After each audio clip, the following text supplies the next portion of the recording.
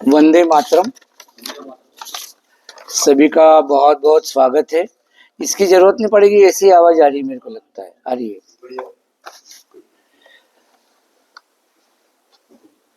तो मन की उलझन से सुकून तक ये विषय है ना, जब हमने लिया तो दो चार लोगों के फोन पे आएंगे, क्या है ये मन की उलझन और सुकून और ये।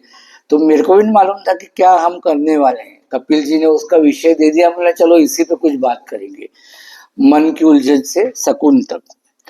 तो मन की थकान जो उतार दे वो अवकाश चाहिए। इस भागती सी जिंदगी में फुर्सत की श्वास चाहिए।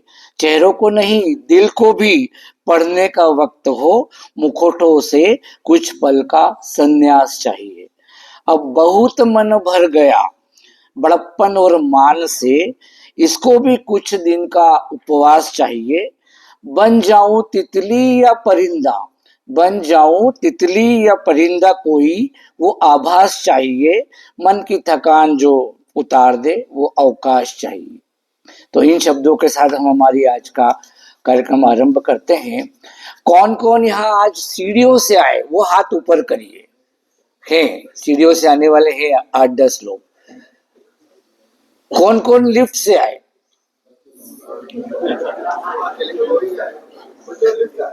जो लिफ्ट से आए। डाबर जी आप कैसे आए? सीढ़ियों से। गौरी आप कैसे आई? सीढ़ियों से। बताओ कितनी सीढ़ियां चढ़ के आई? उलझन हो गई ना। बस यही उलझन है मन की। ये कोई उलझन की बात है? मैं कैसे इसको सॉल्व करना। लिफ्ट से कौन कौन आए? कितनी लिफ्ट लगी हुई है मैडम? ये पिरोटे जी बताओ कितनी लिफ्ट है नीचे?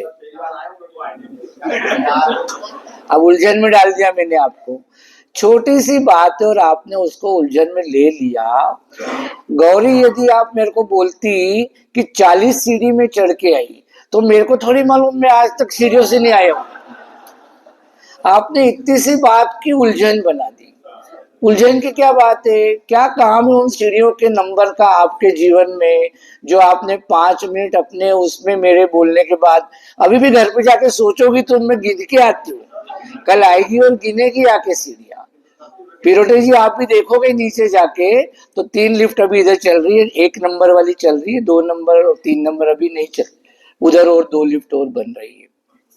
चलो अब क्या करना है आपको, अपने दोनों तरफ के पड़ोसियों को नमस्कार करना है, उनका नाम पूछना है, वो कहाँ रहते हैं और क्या काम करते हैं। बस दाएं बाएं दोनों तरफ के, जिनके दाएं कुछ नहीं वो छोड़ देना, जिनके बाएं कुछ नहीं वो छोड़ दो। चालू करिए।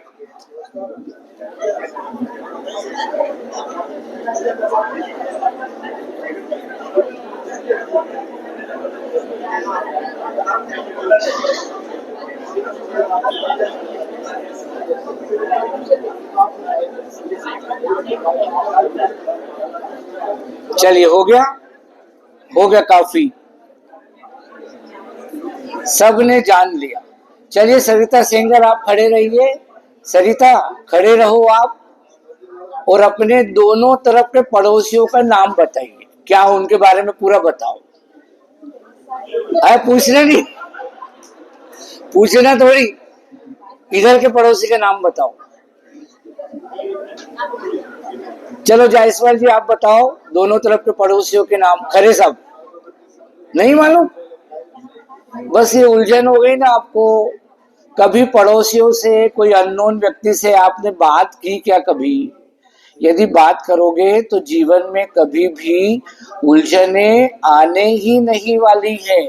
यदि अपने दिल को खोलोगे तो फिर वो जो बोलते हैं ना, ऑपरेशन थिएटर में जाके दिल को खोलने की आवश्यकता नहीं पड़ेगी। चालू करिए। तो आज का विषय मन की उलझन से सुकून तक। इसमें हम बात करेंगे स्वस्थ मन कैसे रखें, विचारों में परिवर्तन कैसे लाएं, जीवन शैली में बदलाव कैसे हो, स्वस्थ शरीर कैसे रहे, तनाव प्रबंधन कैसे हो, आहार हमारा कौन से हमारे शरीर के लिए उपयोगी है। ये सब बातें आज हम इस पे बात करेंगे। नेक्स्ट। अब उलझन शब्द को है इंग्लिश में, हिंदी में तो उलझन इतना सा बोल दिया है, लेकिन इंग्लिश में उसके बहुत सारे अलग अलग वर्ड्स, समय के हिसाब से, किन परिस्थितियों के हिसाब से, कंफ्यूजन, कॉम्प्लिकेशन, डायलेमा, ऐसे अलग अलग वर्ड्स इसमें उपयोग में आते हैं। तो मतलब क्या, ये तीनों का लगभग लगभग मतलब ये होता है कि referring to state of being mixed up, ना कहीं तो भी हम घालमेल में पड़ गए, पजल्ड हो गए। पजल सुना है ना आपने, पजल्ड हो गए और डिफिकल्ट सिचुएशन आ गई है, इसको बोला गया है उलझन।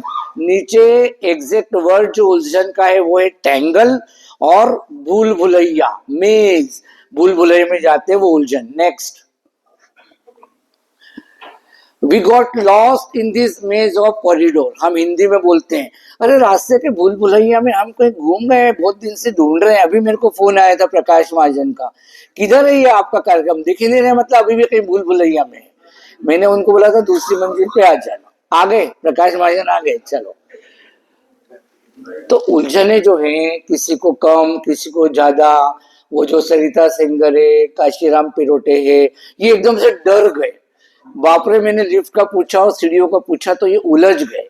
तो उलझने निर्भर होती है हाउ पीपुल, वो व्यक्ति कैसा है इस पे, आपका थिंकिंग कैसा है, सोचने का तरीका क्या है, आप क्या महसूस करते हैं, फील कैसे करते हैं, बिहेव, आपका व्यवहार कैसे होता है, ये तीनों चीजों पे, कैसे आप थिंक करते हो, सोचते हो, कैसे महसूस करते हो, और कैसे आप व्यवहार करते हो, इस पे आपकी जो उलझने कितनी जीवन में आएगी इस पे निर्भर होती है। नेक्स्ट,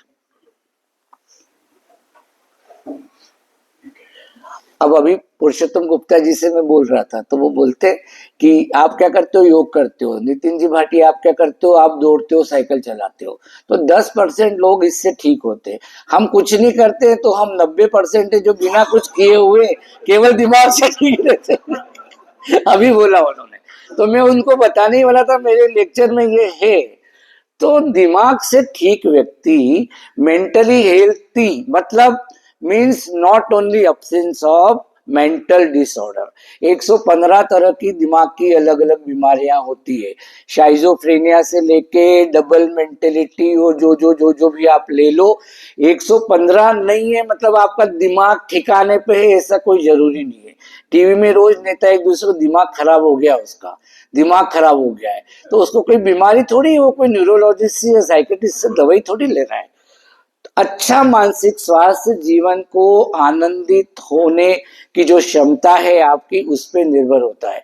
कोई भी जीवन में आने वाली परिस्थितियां, उसके आपकी रिएक्शन क्या होती है, उस पर आपका जो मेंटल जो हेल्थ है वो की जाती है। पहला, लाइफ एक्टिविटीज, आप जीवन को किस अंदाज से जी रहे हो। कोई लोग सुमड़े सुमड़े रहते हैं, अभी आपने एक दूसरे से परिचय किया, हजारों बार होता है, आप बात ही नहीं करते हो पड़ोसी से, देखते भी नहीं हो। तो अपन बोलते भी ट्रेन में, क्या में कौन सुमड़ा आदमी बैठा था, उसकी नजरें ऊपर नहीं की। तो कम से कम आप जीवन को जीने की कला तो सीखो, हम किस प्रकार से जीवन को जिए। मेरे को यदि गाना अच्छा लगता है तो मैं गाना गाऊंगा, मेरे को यदि और कुछ पेंटिंग अच्छी लगती है तो पेंटिंग में जाऊंगा, मेरे को यदि कुछ भाषण अच्छा लगता है तो। जाते हो क्या आप कभी? नहीं ही जाते होंगे, बहुत ही कम लोग हैं जो इस प्रकार की जीवन की एक्टिविटी में भाग लेते हैं। रिस्पॉन्सिबिलिटीज, आपके ऊपर यदि जिम्मेदारी डाल दी जाए, शादी आ जाए, एक हमारे अभय बंडी जी थे, या पुराने लोग जानते होंगे, पुरानी बात है 2000 की, उनके यहाँ शादी थी दिसंबर में, उन्होंने योग क्लास लेना अगस्त से बंद कर दिया। सुबह सुबह, नहीं अब मेरे शादी, अब मैं नहीं आऊंगा। सुबह क्या काम है तुमको, घर में शादी का कुछ काम होता है मैडम आपके यहाँ सुबह सुबह 6 बजे? कुछ नहीं होता है। तो आप रिस्पॉन्सिबिलिटी किस प्रकार से तय करते हो, उससे किस प्रकार से पार्टिसिपेट करते हो। तीसरा, इफर्ट और प्रयास, वो जो भी हो जाए, फिर आप, आपका प्रयास कैसा है उस पर काम करने का। कई सारी प्रॉब्लम आती है, अच्छी बुरी, आप उसको रिस्पॉन्ड कैसे करते हो, उसमें से बाहर निकल जाते हो कि नहीं निकल जाते हो। निकलना तो बिल्कुल संभव है। कभी कौन है यहाँ पे बैठा हुआ जो ओमकारेश्वर नहीं गया? एक भी नहीं, मैं नहीं गया अभी 15 साल से, पर बाकी आप लोग तो गए ना। रास्ते में क्या आता है अखिलेश जी, ओमकारेश्वर जाते समय घाट सेक्शन आता है, अभी टनल बनने वाला है, और इतना उलझने है, मेरे को इतनी उलझने है, तो मैं उनको समझाता हूँ, आप जाते हो घाट सेक्शन तो इस प्रकार जाते ही हो ना, मुड़ते ही हो ना, नहीं मुड़े तो जाओगे खड्डे में। तो जीवन में समस्याएं तो आने वाली है, हमारा प्रयास होने जाना है कि वो सीधे सीधे सीधे सीधे उस पे जाया जाए। नेक्स्ट, अंततः परिणाम क्या होता है? हम इसको मानसिक तनाव प्रबंधन नाम देने वाले थे, लेकिन संजय चराटे बोले आप मानसिक तनाव नाम मत देना, या कोई भी नहीं दिखेगा, सब बोलेंगे मेरे को तनाव नहीं है, और बोलेंगे इसको तनाव है, ये कार्यक्रम में जाता है इसे सुनने के लिए। तो हमने उसका नाम दिया मन की उलझने। अंततः ये सब उलझने आप यदि नहीं सुलझाओगे तो वो हो जाता है डिप्रेशन, उसको बोलते हैं अवसाद। डिप्रेशन जो है बोलने की बात नहीं रहती है, समझने की बात भी नहीं रहती है, केवल आपको महसूस करना कि मेरे को हो रहा है, नहीं हो रहा है, छोटी छोटी बातें रहती है। डिप्रेशन पे बहुत सारी बातें उसमें निकल जाएंगी। अगला वाला है डिसरप्ट पर्सनैलिटी। ये क्या आदमी है यार, कभी क्या बोलता है कभी क्या बोलता है। आपके जीवन में भी ऐसे लोग आए होंगे, कल तो हाँ करी और आज सुबह मेरे को बोलता है मैं नहीं चल रहा हूँ। तो तूने कल हाँ क्यों करी, तेरे को मालूम था नहीं ये सब होने वाला है। किसकी तरफ गोली कर रहे हो, इनकी तरफ। अच्छा, डिस्टर्ब मेंटेलिटी। तो ये जीवन में होता रहता है इस प्रकार से, तो इसको हमको बाहर निकलना है। और सबसे आखिर में जो है वो मेंटल स्ट्रेस, ये जाके फिर बहुत ज्यादा तनाव हो जाता है। National institute of mental health के सर्वे के अनुसार भारत में जो है वो मानसिक बीमारियां छोड़ दें सारी, तो भी 4.5% लोग हैं जिनको कुछ न कुछ मानसिक तनाव होता है। हमारे देश के बाहरी देशों में 10% लोगों को कुछ न कुछ मानसिक तनाव होता ही है। अब सोच लो, उसमें से ये इंदौर के इतने सारे 40 लाख लोग हैं, ये लोगों को छोड़ के सबको तनाव होगा, इसलिए बाकी लोग आएंगे, तो कितना परसेंट जाएगा उसमें आगे फिर आप। नेक्स्ट, आगे देखेंगे कि करना क्या है इसके लिए। हमें ये तनाव नहीं हो तो उसके लिए करे क्या। क्या होता है, बुद्धि द्वारा हम जानते हैं, जानना होता है। मन द्वारा हम मानते हैं किसी चीज को। इंद्रियों द्वारा उसको करना होता है। इंद्रिय यानी ज्ञानेंद्रिया और कर्मेंद्रिया। बुद्धि का वास मस्तिष्क में होता है और मन का वास होता है हृदय में। तो हृदय की जब आप गांठ बांध लेते हो तो फिर वो हृदय की गांठ को खोलो, बड़ा आनंद आएगा। गीत भी है जो हम बार बार गाते हैं, हृदय की गांठ को खोलो बड़ा आनंद आएगा। तो हृदय में कोई भी चीज बांध के नहीं रखो। आगे बात करते हैं 4 प्रकार के मन। पाटनी जी बताओ तो जरा कौन कौन से 4 प्रकार के मन है, जल्दी से दिख रहा है वहां से, जल्दी बताओ। वर्तमान मन, अनुपस्थित मन, एकाग्र मन, दोहरा मन। अब एक बार मन में सोचो चारों। एक तो है पहला वर्तमान मन, दूसरा है अनुपस्थित मन, तीसरा है एकाग्र मन, चौथा है दोहरा मन। कौन इसका अर्थ बताएगा एक एक लाइन में? ये वाला वर्तमान मन आप बताएंगे? इधर आ जाओ नायर जी, बोलो वहीं से। हाँ चारों बोलो एक एक लाइन में। एक, हाँ। वर्तमान मन का मतलब है कि अपन अभी यहाँ अवस्थित है और अपन अपन यहाँ हो रहा है, इसको वर्तमान मन होना है। ओके, आगे। अनुपस्थित मन मतलब अपन यहाँ रहते हुए और कहीं है, यहाँ नहीं है। ओके, तीसरा। मतलब क्या होता है कि आपका दृष्टि, पूरा शरीर, पूरा एकाग्र हो, एक ही तरफ केंद्रित हो। ओके, आखिरी। दोहरा मेरा कंफ्यूजन। कंफ्यूजन। सबसे अच्छा कौन सा है और सबसे खराब कौन सा है? सत्यनारायण शर्मा जी बताइए। सत्यनारायण शर्मा जी जागो और बताओ कि वर्तमान मन और ये चारों मन में सबसे अच्छा कौन सा, सबसे खराब कौन सा? हाँ, वर्तमान मन सबसे अच्छा होता है। यदि आप वर्तमान में रहोगे तो अच्छे रहोगे। सबसे खराब मन प्रमिला जी? दोहरा मन। जो दोहरे मन वाला व्यक्ति होता है ना, उसके कारण ही पार्टी आती है। जो 4% का ही फर्क होता है लेकिन सीटों में कितना सारा परिवर्तन, तो ये लोग बड़े खराब होते हैं जिनका दोहरा मन होता है। तो हमको हमेशा वर्तमान में रहेंगे तो हम बहुत ही स्वस्थ रहेंगे, जीवन बड़े आनंद दे जाएगा। आगे, अब आगे पढ़ते समझ में आता है ये जो उलझन है हमने नाम दिया है, इसको एक और नाम दे दिया हमने, लोचा। सुना होगा आपने लोचा।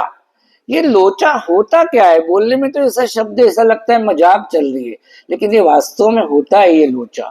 आगे, yes yes yes yes yes, होता है ये लोचा। मेलेटोनिन, सीरोटोनिन, डोपामिन, एंडोर्फिन, ये चारों पांचों और कई तरह के 25-50 हार्मोन होते हैं जो हमारे दिमाग की स्थिति को तय करते हैं। इसमें एंडोर्फिन जो है वो हमारा प्रसन्न रखने का हार्मोन रहता है। हार्मोन की गड़बड़ी हो जाती है किसी कारण से, कोई व्यक्ति का दोष नहीं होता है, कुछ गड़बड़ हो गई, तो उसको हमने नाम दिया लोचा, हार्मोनक लोचा हो गया। हार्मोन गड़बड़ी से ज्ञानेंद्रियों से ब्रेन को संदेश जाता है। ज्ञानेंद्रिय कौन कौन सी?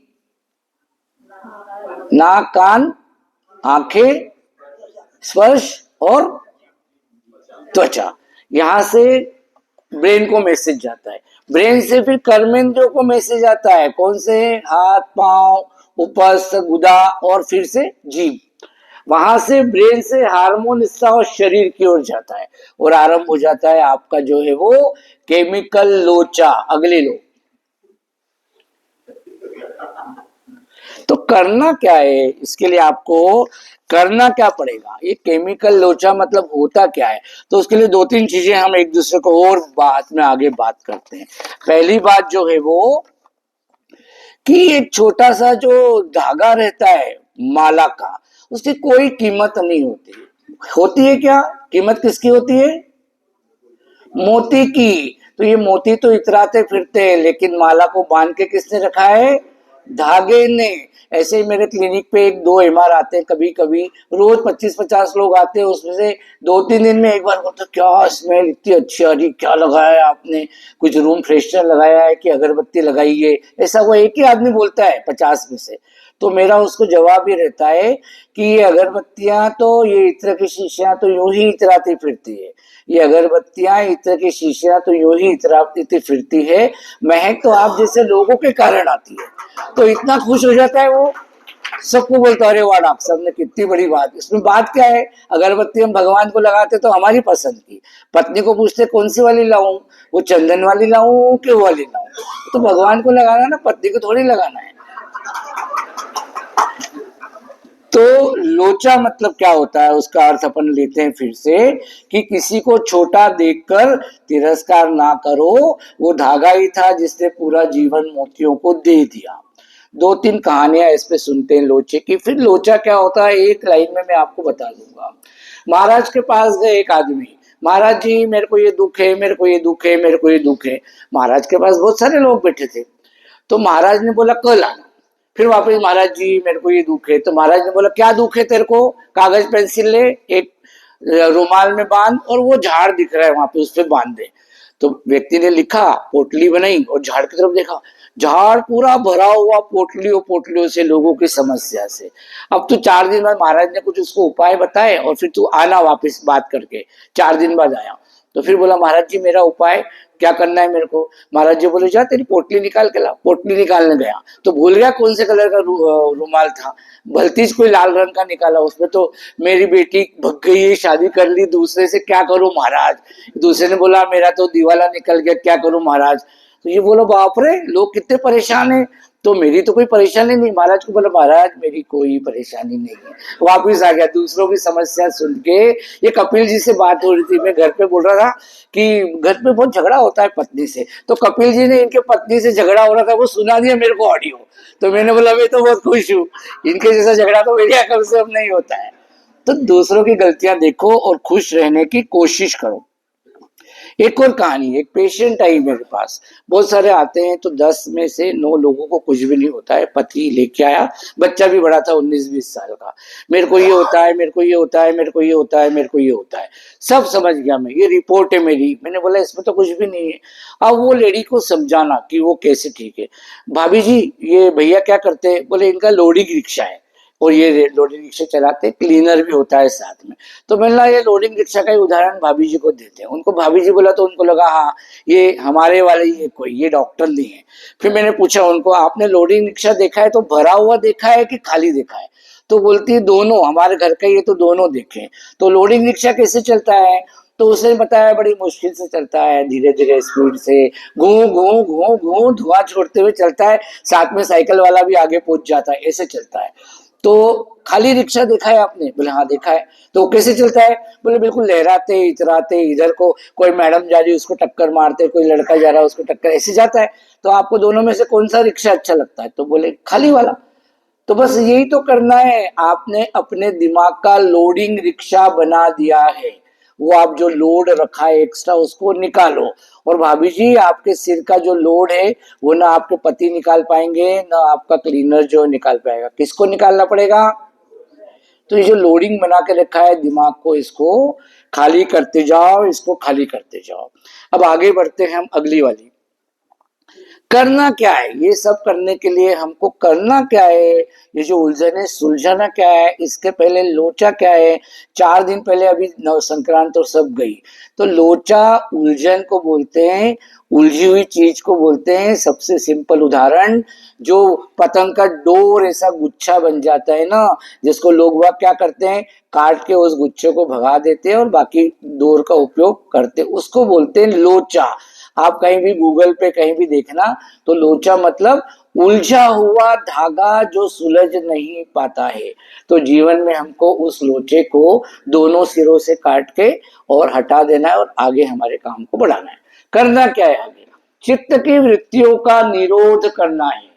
चित्त की वृत्तियों का निरोध, मन को खाली करना है। मन को खाली करना बहुत कठिन काम है, ऐसा कोई बहुत आसान नहीं है मन को खाली करना।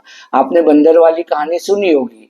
महाराज के पास गया, महाराज आपने किसी ने बोला है हमको मन को खाली करो, कैसे करूं? महाराज बोले कि हाँ तो आराम से आंखें बंद करके बैठना, लेकिन तेरे मन में बंदर का ध्यान नहीं आना चाहिए कैसे भी करके। तो आंखें बंद करके बैठा और बार बार बंदर ही दिखे उसको, बंदर ही दिखे। तो अपने को मन को खाली करना, इस पे आगे अपन और बात करते हैं। अंतर्मुखी अभ्यास करना। कई सारे लोग रहते आंखें बंद करके, जिनको बैठने में बहुत परेशानी होती है। बैठने में मतलब नीचे बैठने में नहीं, वो तो और आगे की स्टेप हो गई, नीचे बैठ के आंखें बंद करो। केवल ऐसे बैठ के आंखें बंद करने में बड़ी मुश्किल होती है। अंतर्मुखी का अभ्यास करना, मैं क्या हूँ, मेरे को खुद को पढ़ना, ये करना पड़ेगा।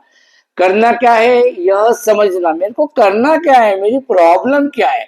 प्रॉब्लम यदि आपने समझ ली, उसका एक उदाहरण है पुरुषोत्तम जी, महेश जी जैन थे जिनकी गैस एजेंसी पलासिया पे, बहुत साल पुरानी बात है। तो मैं गया उनके यहाँ, अंदर चले गया, बात कर रहे, बाहर एक अंकल जोर जोर से चिल्ला रहे, खूब हल्ला कर रहे, खूब हल्ला कर रहे, खूब हल्ला कर रहे। तो वो महेश जी ने उनको बुलाया, काशीराम इधर भेज, तो वो अंकल को इधर भेज। वो अंकल को वहां बिठाया सामने, पानी लाओ इनके लिए, पानी पिलाया। चाय पियोगे अंकल? बोले नहीं चाय नहीं पियेंगे। बोलो अब क्या हो गया? तो अंकल ऐसे ही पानी पीने के बाद वो बिठाया ना उनको, तो ऐसे ही शांत हो गए। क्या हो गया, क्या हो गया आपको? तो उनकी प्रॉब्लम ये थी कि उस एजेंसी के पड़ोस की मल्टी में वो अंकल रहते थे और 15 दिन हो गए थे उनकी गैस नहीं आई थी। तो यार यहाँ से यहाँ तक गैस आने में क्या 15 दिन लगते क्या? तो महेश जी समझ गए, उन्होंने बोला जा तो काशीराम अभी गैस रख के आ जा, उनके यहाँ पे टंकी ले जा। तो बोले कितने पैसे हुए? पैसे हम ले लेंगे, आप तो अपनी टंकी लेके जाओ। 1 मिनट लगा केवल उनको